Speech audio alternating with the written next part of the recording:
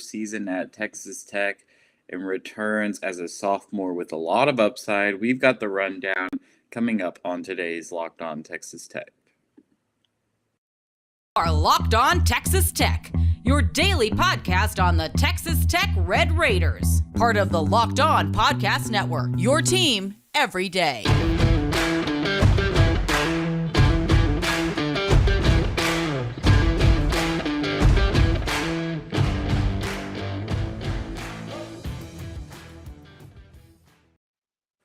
Hello and welcome to Locked On Texas Tech, a member of the Locked On Podcast Network. Thanks for making Locked On Texas Tech your first listen every day. We are free and available on all platforms, including YouTube. Be sure that you go subscribe to our channel if you have not already. I'm Ryan Mainville. He's Emery Lida. Today we are talking Daniel Batcho, the 6'11" center dash forward out of Paris, France. Had a very promising freshman year. Started the year really strong, kind of had his minutes wither down as the year went on, but showed up in some big ways and some blowout games down the stretch. And then right at the front of Big 12 play, he was a key piece. But man, Emery, in our preseason talks when we were kind of digging into guys, I was a little harsh on Daniel Batcho, to put it lightly.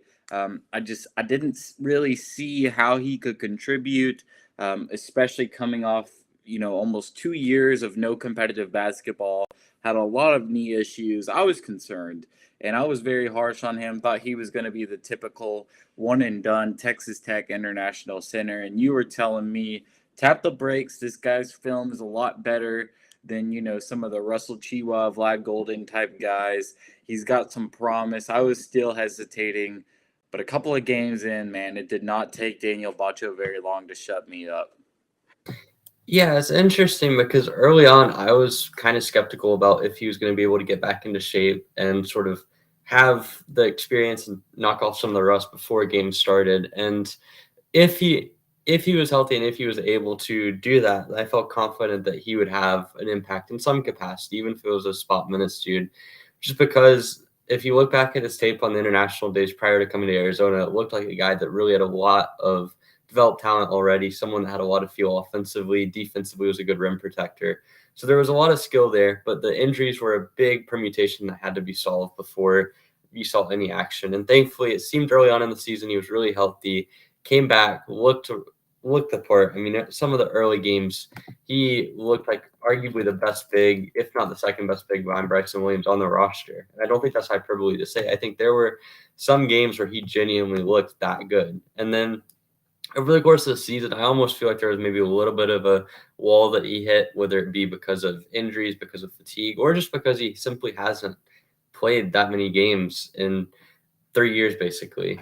So it's hard to really get a gauge on that. But certainly, I mean, Batcho's a guy that came into the season, I feel like, a really under the radar from Tech fans. I saw kind of the project big status and assumed it'd be like a Vlad Golden or Russell Chiwa, who basically didn't get any rotation minutes. And that wasn't the case. Batcho was someone that came into Arizona as a developed product, had some injuries, obviously, that he dealt with his last year internationally, and then obviously his first year at Arizona. And I think that maybe skewed perception of him a little bit. But certainly, he came into the season ready to go, and we saw that he's really a refined player, and especially defensively had a lot of impact at times on the team.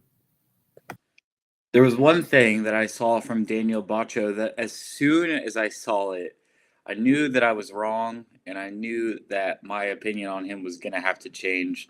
Any guess as to what that was? I'm going to say it's switching onto a guard as a 5, and we saw that quite a bit early on in the season, especially in some of the bye games that Tech had. I mean, I think Incarnate Word comes to mind where they were in a 2-guard lineup, and Batcho in that game had a really, really good game from a switching standpoint, and that carried over to some of the higher level competition as well. Yeah, definitely. It's the switching ability for me, dash the lateral quickness, dash his ability to play out on the perimeter. I mean, that is something that we have not seen from a 6'11" guy at Texas Tech ever. It was just remarkable the way that he was able to stay in front of guards, switch onto them, and then still play legitimate good defense. Not just hold his own or stand his ground. He was able to disrupt plays out on the perimeter, get steals, put his hands on the ball. His defensive ability out on the perimeter, as soon as I saw that, I was like, man, I'm gonna be wrong about this guy, and it's gonna sting.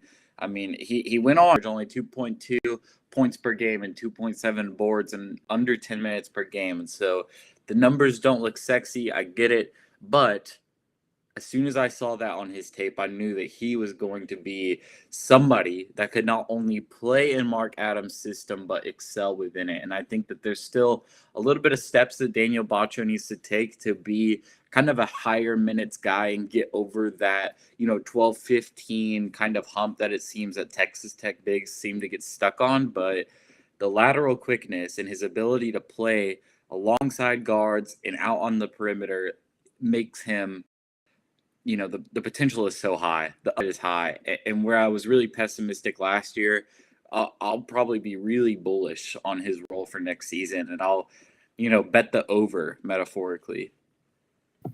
Yeah, for me, I kind of look at it in some ways in the opposite because I was really high on Bacho coming in and switching, and I really do still feel like that's a lot of what he can bring to the table. I'm just skeptical of him holding up for a full season. I feel like we saw him miss a few games down the stretch with a knee injury. We saw him kind of, as the season progressed, got fewer and fewer minutes. I mean, you look at his last 7 games of the season, the only times he cracked over 10 minutes for games where Tech had absolute blowouts and played kind of the back end of the rotation for a good 7 or 8 minutes. So he really didn't have 10 or more natural minutes in a game dating all the way back to the TCU game on February 12th. And that's basically the last 10 appearances for him. And so I think that there's a little bit of concern there for him on a health standpoint. And compared to how I looked at him coming into the season, certainly he reaffirmed all of my sort of beliefs on him coming into the season from a film standpoint. And obviously it was good to see from the get-go he was ready to go. That was something that kind of caught me by surprise. I was really glad to see. And I think that a fully healthy Daniel Batcho that's able to get good minutes, is able to be in the rotation consistently, is going to be a really good player. But there's things he has to work on, like you mentioned. I think certainly the aggressiveness defensively, at times he can be sort of a step slow or maybe a step over ambitious and collect foul trouble. Offensively, I feel like he gets kind of caught in situations where he doesn't really know exactly what to do. And he's kind of a little bit of a tweener from a role standpoint because he clearly hasn't had a lot of experience as a role man big. He doesn't necessarily have much post ability as of yet. That's something he still has to develop. And he's not really a stretch guy either. So there's really there's no real fit for him as of yet outside of just being in the dunker spot and occasionally getting those sorts of looks. But certainly defensively has a lot of potential. I think that the biggest key for him is just going to be improving the durability, getting another season worth of conditioning in, and just kind of improving some of the little things on his game. I mean, I think if you look at defensively, he's really a smart defender. He just can be a step over ambitious at times. And it's something that's easy to fix. It's certainly something that we've seen guys improve over the course of their college career, and Batcho has time to do that. But I think going into next year, if he can improve his sort of discipline defensively and stay healthy, I think there's a really good avenue for him to being that third big in Tech's lineup and getting a good amount of minutes when either Amac or O'Banner aren't in the game. Yeah, and that's the thing. He has to stay healthy, and that's really been the biggest factor in limiting his college career at this point. I mean, didn't log a single minute at Arizona. Obviously had some inconsistencies down the stretch last year. He's got to stay healthy. And I think a lot of people look at development like something that happens in the off season, but so much development happens on the court whenever you're going against high level competition. And so he's got to be able to, stay in those games, appear in those games, and play big minutes against Big 12 competition. It's not an easy thing to do, but it's something that will prepare him well for a big role. And I think that if he can stay healthy and get into those games, we're going to see some good leaps by Daniel Batcho. I want to look back at some of the best games of his season last year, but first, a quick word from Built Bar. Summer is coming, and with summer, you're going to need some food on the go. Built Bars are the perfect snack to take with you on family vacations. Throw them in your bags, in your kids' backpacks. Make sure that everyone has a bar so you are fueled for your summer adventures. The best part about Built Bars, they're healthy and delicious. No more sacrificing delicious food for health. With Built Bar, you can have both. And it's easy. All you have to do is go to Built.com and order now. Built has a ton of good flavors like banana cream pie, raspberry, double chocolate, and so many more. They are all delicious, and new flavors are coming out all the time. Go to built.com, use promo code LOCK15 and get 15% off your order. That's promo code LOCK15 for 15% off at built.com. Thanks again for making Locked On Texas Tech your first listen every day. We are free and available on all platforms. Here talking Daniel Batcho, obviously a guy that caught me by surprise. Emory was a little bit more optimistic on his role than I was, but it did not take long for Daniel Batcho to impress. I mean, you mentioned the Incarnate Word game earlier. That was really the game where he emerged as a very legitimate player on this roster for me. And I mean, he scored 8 points and had 8 boards. Those are good numbers. Those are really good numbers, especially when you consider that he only played 11 minutes. But really, for me, it was kind of just going back to what we were talking about earlier and his ability to play against guards. And that Incarnate Word team, man, I know they aren't great. Like, they're a buy game for Texas Tech, but when you've got guys like RJ Glasper and Josh Morgan and Daniel Batcho is keeping up with them like it's his primary assignment, that's a sign that you've got something really unique and really special on your roster. And so that's not what I'm going to crown as his best game for the season, but that was definitely when I knew that Daniel Batcho was going to be something to behold.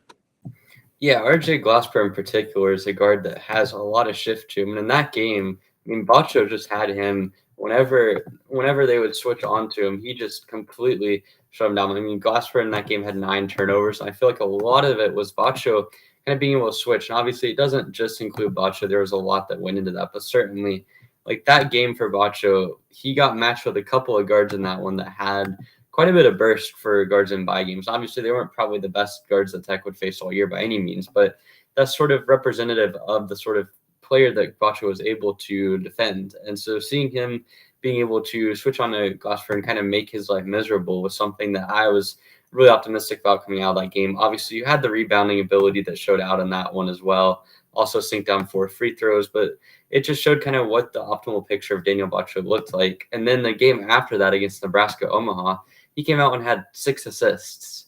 I mean, if you had told me before the season that Daniel Batcho would have had 6 assists in a game, I would have thought you were absolutely crazy. And yes, it happened against Nebraska Omaha. Yes, that was a bye game that Tech won by 56 points. But that doesn't matter. 6 assists from a dude that basically has no offensive role on the team. It was nuts. It showed kind of the secondary passing ability that Batcho showed over the course of the season. And I think that when I'm looking at games that really showcase his overall ability, I mean, you have to start obviously the Incarnate Word in Nebraska Omaha games, but the Omaha game was just such a weird stat line from him to end up with 6 points, 6 assists, 10 boards. But he was close to a triple double, which is nuts to consider that out of all the guys this season, Batcho, I believe, was the only one that had a game with 5 points, 10 rebounds, and 5 assists on the team. So just a crazy game. And certainly Batcho had sort of a passing skill set from that Nebraska Omaha game that set the scene for maybe not what he was going to do the rest of the year, because I don't think he came close to that the entire rest of the season. I don't think he had more than 1 assist in any game after that, but something that certainly showed a passing ability that we had not seen yet.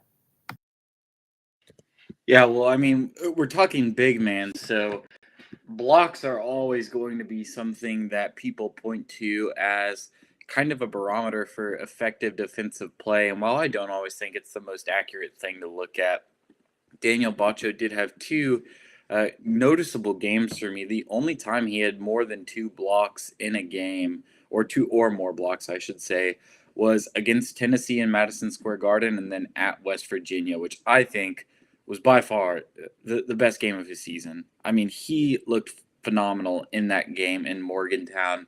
Had 6 points, 4 of them came from the line, only 3 boards, but those 4 blocks, man, he played in 13 minutes and he picked up 4 blocks in that game. 4 of his points came from the line. I thought that he showed his ability to just really, really agitate a defense that wants to stretch you out and wants you to be able to get exploited in the pick and roll. I thought that Daniel Batcho showed what he could be at his best in that West Virginia game. And then, oh, yeah, it's against Big 12 competition. And West Virginia wasn't, what it has been for the past couple of years, but that's still a good team. And he played some really, really promising defense in that game. And so that's kind of the game that I look back on and that I get excited for when I think about next season. I'm going to go with the Tennessee game because I think that was the one time this year where you really saw Daniel Batcho get integrated into the key rotation for this team. And he played 27 minutes. Granted, it was an overtime game, but still, like, you compare his minutes to Bryson Williams. He played more minutes in that game than Bryson Williams did. And it wasn't like Williams was in foul trouble. Mark Adams just saw what Batcho was doing and decided that that was a more valuable skill set than what Bryson Williams could put on the floor in that particular game. And yes, Williams was struggling from the field at that time, but still, like, that takes a lot of guts from Mark Adams to do. And then you look at Tennessee's stats around the rim in that game and Batcho having those 2 blocks. I mean, Tennessee in that game shot 9 of 25 from the rim. And obviously, Daniel Batcho doesn't have everything to do with that, but his ability as a rim protector, not just talking about the blocks in that game, were completely absurd. He was able to switch on to guys like Kennedy Chandler and Ziegler as well. And those guys are really twitchy guards that a big man like Batcho should not be able to switch on to. Did that well, and he completely shut down their driving ability. And for good measure, had 11 rebounds, got to the free throw line 5 times. He only hit 2 of them, but still, like, for me, that Tennessee game, if Batcho isn't in it, I think the Tech loses just because they're not able to defend quite well enough to overcome the fact that on that night they were awful offensively. And so Batcho's ability to protect the rim and just be a force on the inside in that one was critical. And if you look over the course of the season, I don't think that there was a single game where he was tasked with that big of a role. And yeah, certainly the West Virginia game, I think, was another really good shout from you because that's a game where he really showed his rim protecting ability. He ended up with 4 blocks. Also thought he did a good job kind of playing a variety of roles in that one as well. Because if I remember correctly, they had him on Gabe Osaboyan quite a bit. And Osaboyan's a guy that West Virginia tasked with running a decent amount of their offense, considering that his main ability on offense is his playmaking. So for him to be able to shut down Osaboyan and then also switch well in that game as well was impressive.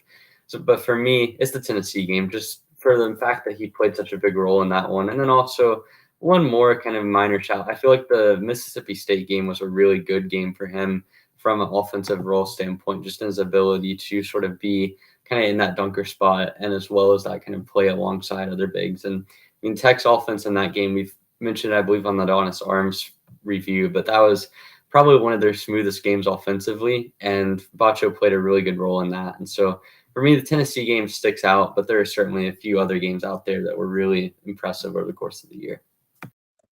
And one game you've already touched on was that game against Omaha where he had the 10 points, the 6 assists, or the 6 points, 6 assists, and 10 boards. Kevin McCullough also had a 5-5-10 game against Tennessee, but he did it in 42 minutes.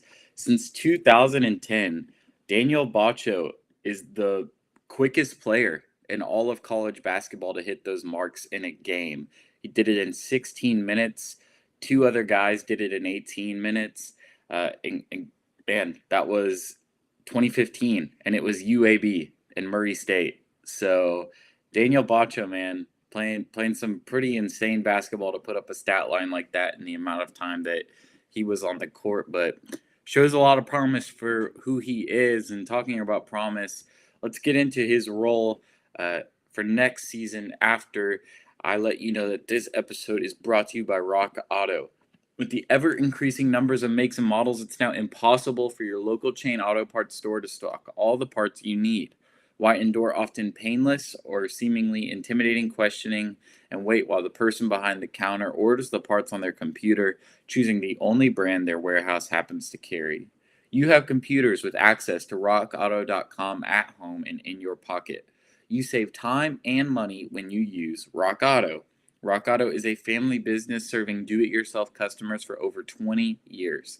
Rock Auto's prices are reliably low for every customer. So go to rockauto.com right now and see all the parts available for your car or truck.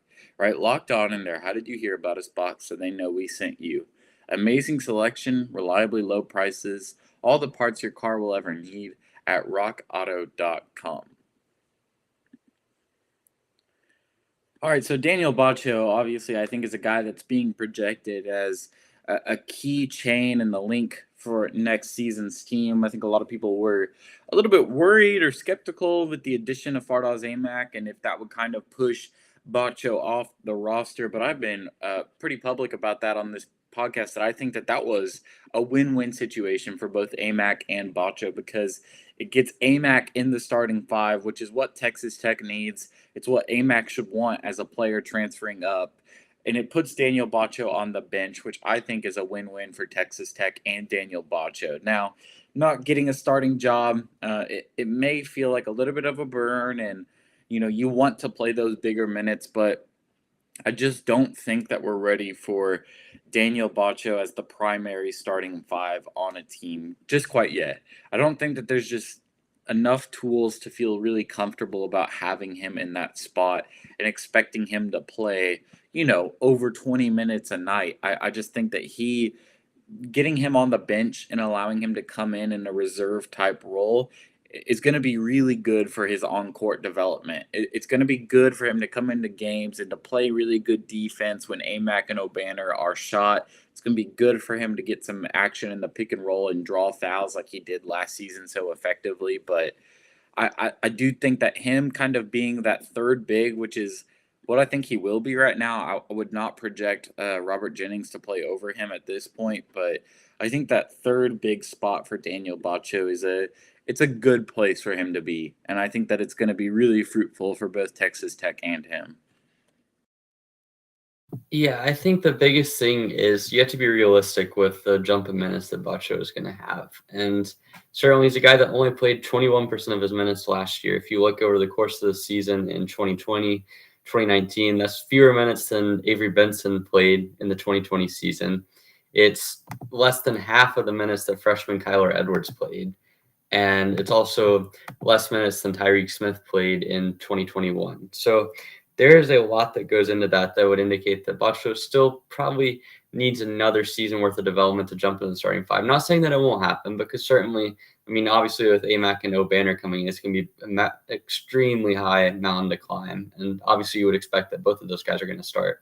But if you didn't have Amac, you would say that it would be possible for Batcho to start, but it's not something that you would feel necessarily comfortable with. And the other side of that is just Batcho's health. And obviously, we've mentioned that it's been kind of a recurring issue. I don't want to speculate on what the issues might be, but certainly you always want to be a little bit cautious with guys like that and just making sure that they're not getting overworked early in the season and not being placed on have too much responsibility when it comes to minutes. And certainly, Batcho's going to want to play. Any player's going to want to play, but you have to be smart at just making sure that he doesn't overwork himself. But with that said, being the third big in Texas Tech's rotation is still going to be a role that he can excel in. And I don't think either KJ Allen or Robert Jennings is anywhere close to being able to supplant him in that position. So at that point, you're talking about he could feasibly get the amount of minutes that a guy like Marcus Santos Silva had last year, maybe even a little bit more, because I think that last year you had kind of the situation where Batcho had kind of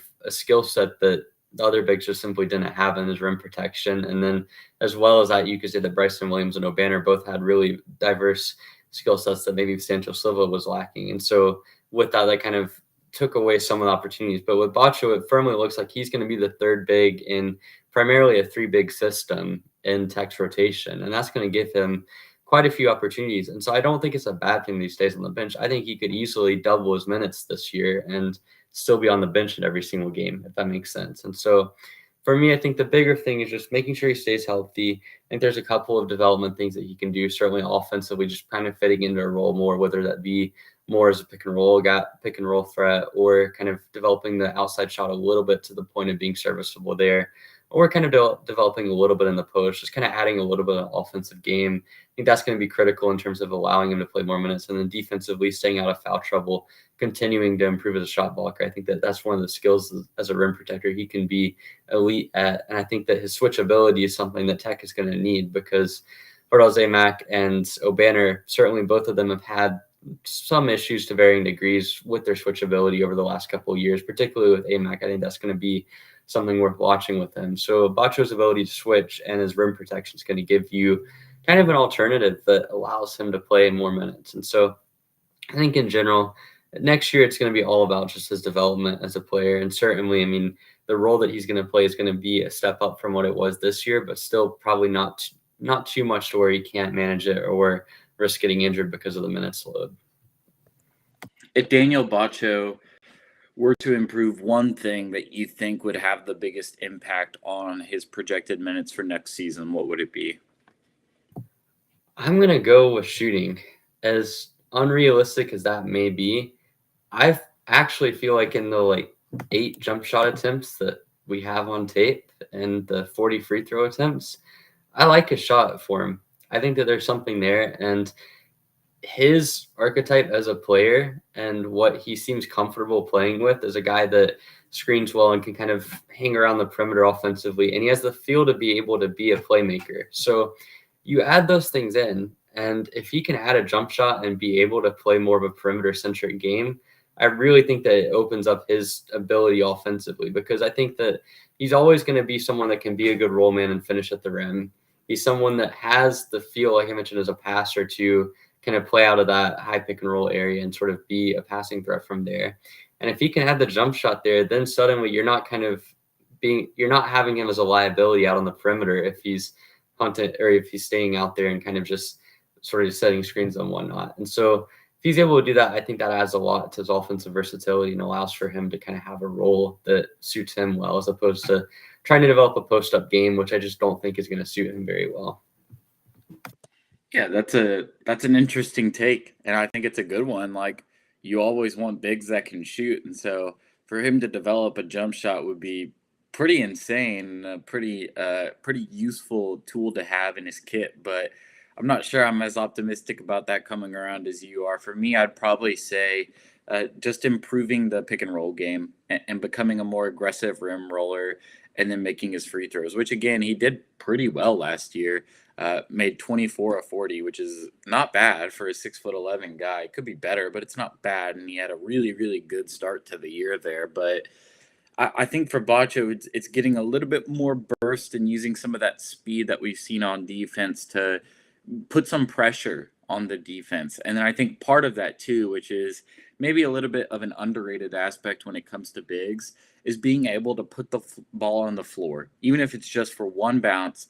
And like anybody that played in the front court growing up will like be so triggered right now, like I am, because I like remember my coaches screaming at me like, once you get the ball in the post, don't put it down, you'll get it stolen.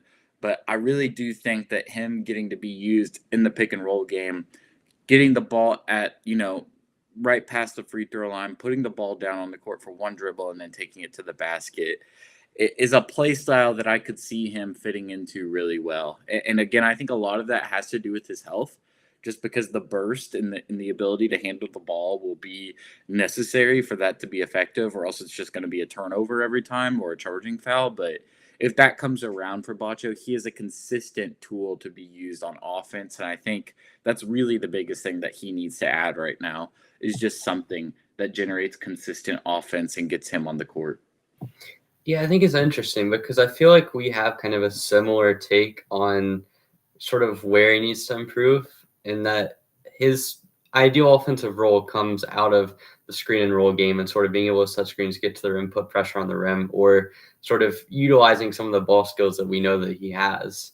I think that where our difference comes is I feel like the shot is probably maybe, in my opinion, it feels a little bit more attainable than kind of having him figure out the dribbling, because I think just in general, his size and stature and the fact that he's never really had to play in that specific role and had the ability to drive is something that kind of plays into me being a little bit pessimistic on that end. But certainly, I feel like both of those approaches, if he is able to sort of pick up and be more aggressive going to the rim as a roll man and can kind of create off the dribble a little bit, just if it's 1-2 dribbles, then that's something that's going to help out his ability. And he's going to have to be respected as a screener. And the same thing goes as a jump shooter. If he's able to improve that shot just marginally, he doesn't even have to be a good jump shooter, just a guy that can be kind of a 28-30% three-point shooter, effective from the mid-range, someone that can kind of take the ball off of a screen and pop and be able to hit it. That's going to be a really valuable addition as well. So I think that there's two ways to kind of look at that. And certainly I think the biggest takeaway there is if he can find something offensively that gives him more value, then that's going to open up a lot of opportunity for minutes and open open up his offensive game in general. And so that's defensively, I feel like the shot blocking and the interior defense is always going to be there. I think he can improve his discipline a little bit, but that's something I have faith in just being a result of development. He's still a young player. This was his first real college action last year. I think that at times as well, getting put in games for 5 or 6 minutes, you have a tendency to be over ambitious. And we saw that a little bit with Clarence Adomley last year and the years prior, where when you put someone in for 2 or 3 minute spurts, it's natural to see them maybe be a little bit more aggressive. And then when you play them for 28 or 30 minutes, you kind of see maybe a little bit more reined in version of them. So it's interesting to me, but certainly I think Batcho's offensive game is where you're going to see a lot of development and where really his course as a player is going to be dictated, because if he can be an effective offensive player, I think the sky's really the limit. And you can look at this time next year of him being the undisputed guy as the 5th starter for Tech going into 2023-2024.